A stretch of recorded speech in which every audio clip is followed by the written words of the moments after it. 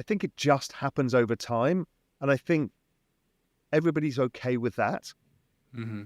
But, if you were right and everybody jumped ship, both ships probably sink.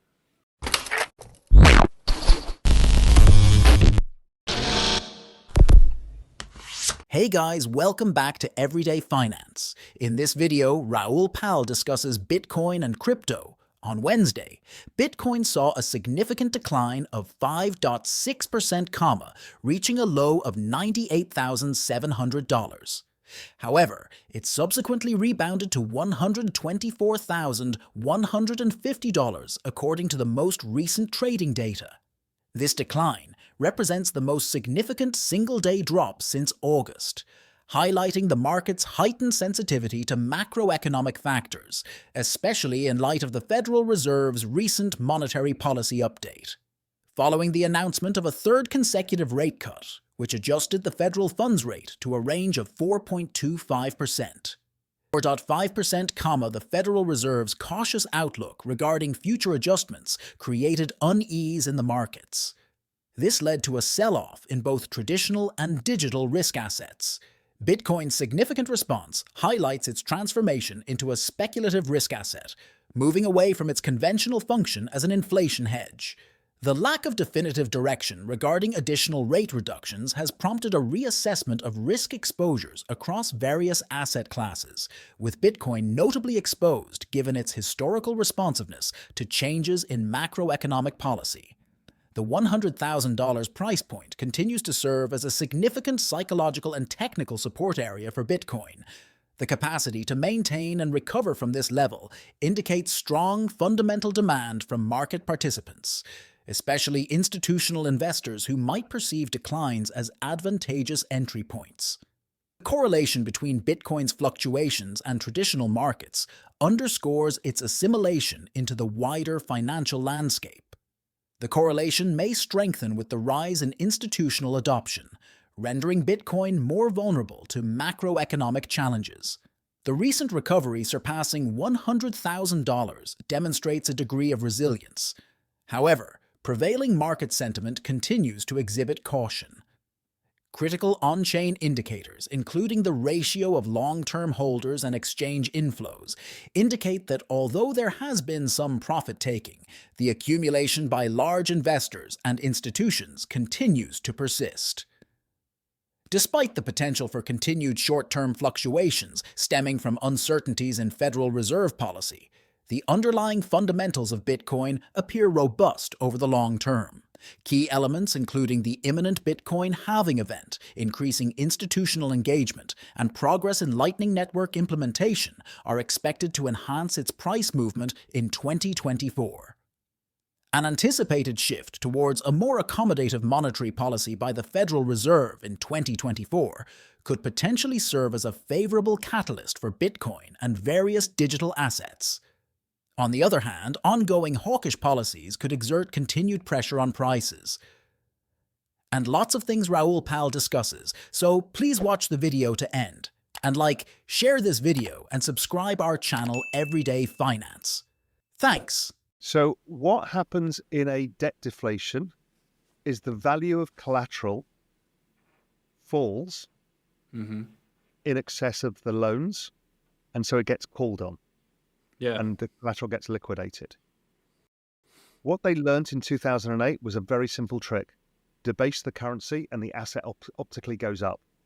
That was the whole Draghi thing. That was everything. So we cannot do that because we know the mechanism, the US, that is. Can it happen in individual countries, whatever? Yes, but not the US because it has the reserve currency and has the fiat currency. So the 1929 scenario cannot happen. It simply can't happen. We've taken that left tail out.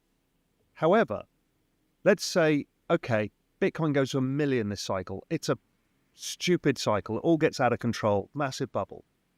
Could we skip a cycle? That's possible. Could we fall 75%, rally, don't go the new high?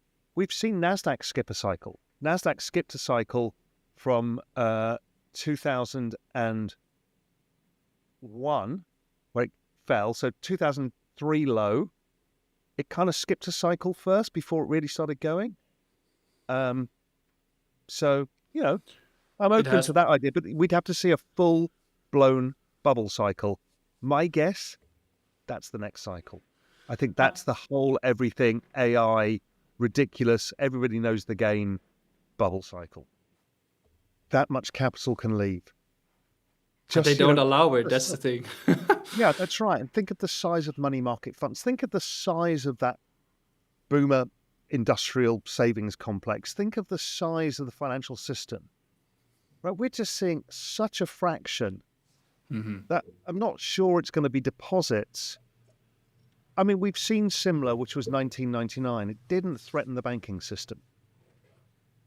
That nobody wanted money in their bank. They just wanted to buy tech stocks. Because tech stocks were just vertical in the fastest acceleration of any stock market cycle in all history at the time. And then there was the blow up. So I hear what you're saying. I think it more happens over time. This migration keeps happening.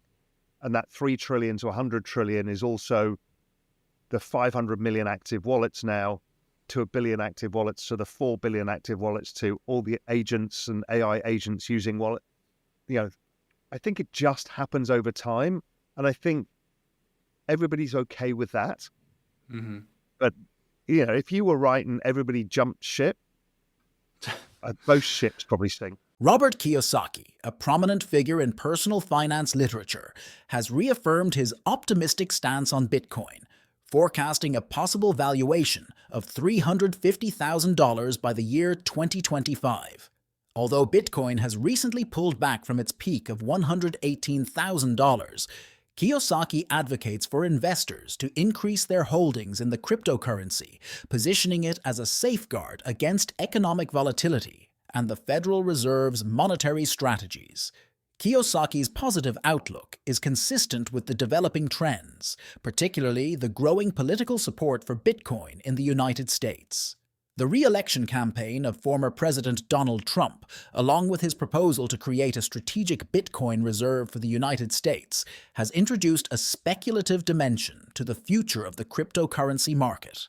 The absence of formal legislative support for the initiative does not diminish its increasing acceptance, which indicates a shifting perspective on Bitcoin at both the domestic and international levels. Kiyosaki has consistently advocated for Bitcoin as a protective measure against the devaluation of fiat currencies, highlighting its significance in an era marked by swift digital and financial evolution. He posits that the emergence of artificial intelligence, AI, will enhance Bitcoin's role as a decentralized and immutable asset within the global financial landscape. Critics point out that Kiyosaki's earlier price predictions have sometimes not met expectations.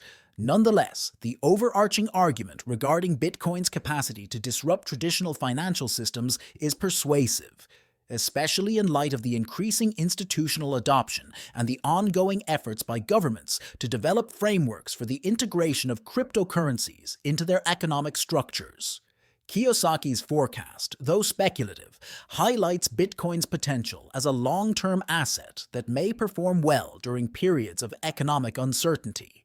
The overall market will be monitoring the dynamics among geopolitical events, regulatory transparency, and technological progress to assess the feasibility of these optimistic forecasts coming to fruition. Let's back to the Raoul Pal interview. How economies work. Once you understand this, you understand why we're in the mess we are, what's going on, everything.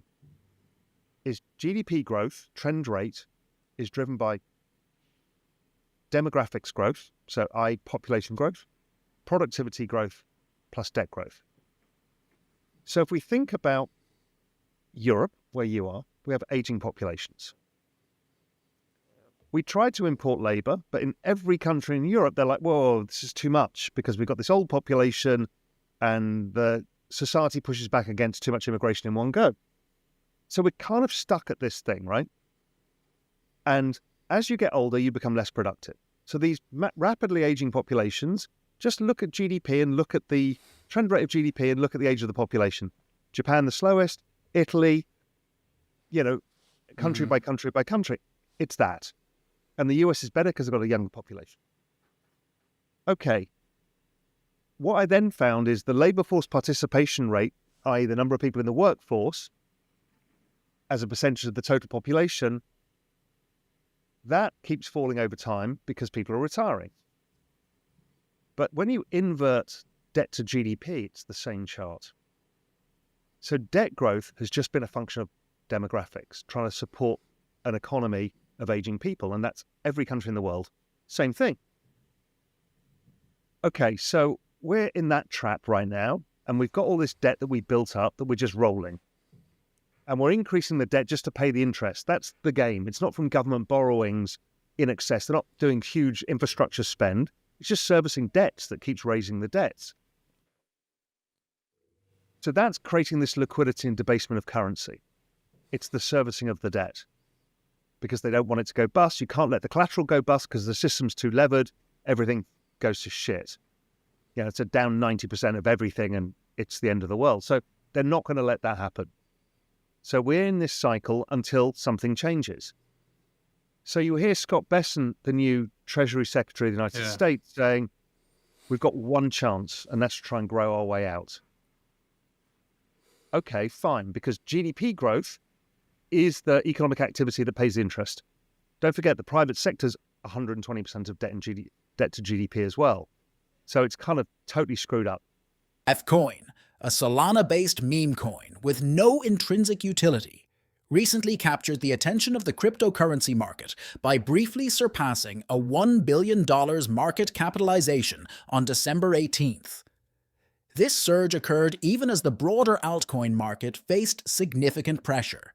Over the past month, Fcoin has recorded an impressive 113% gain, peaking at $1.02 during a rapid 21% rally between 8 p.m. and 9 p.m. UTC.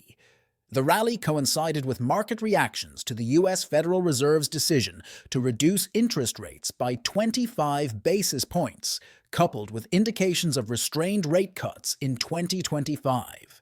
Such macroeconomic shifts often trigger speculative activity in risk assets, including meme coins like Fcoin. Despite its rise, Fcoin's rally was short-lived, with the price retracing by 16% within hours, settling at 83 cents and a market cap of approximately $838.4 million at the time of reporting. Fcoin's meteoric rise underscores the speculative nature of meme coins.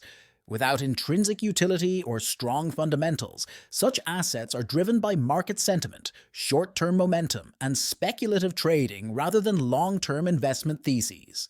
The rapid correction following the $1 billion milestone highlights the inherent volatility and liquidity risks in meme coin investments.